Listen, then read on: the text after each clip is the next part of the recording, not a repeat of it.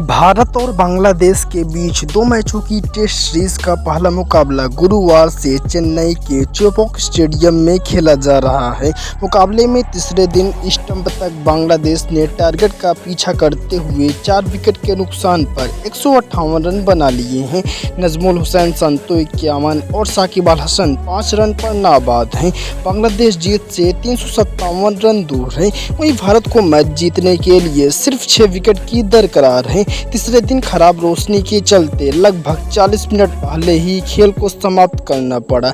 मुकाबले में भारत ने बांग्लादेश को जीत के लिए 515 रनों का टारगेट दिया है। बता दें कि तीसरे दिन लंच के बाद भारतीय टीम ने अपनी दूसरी पारी 4 विकेट पर 287 रन बनाकर घोषित कर दी। भारत ने अपनी पहली पारी में 376 रन बनाए थे। जवाब में खेलने उतरी बांग्लादेशी टीम अपनी पहली पारी में 149 रनों पर ही सिमट गई।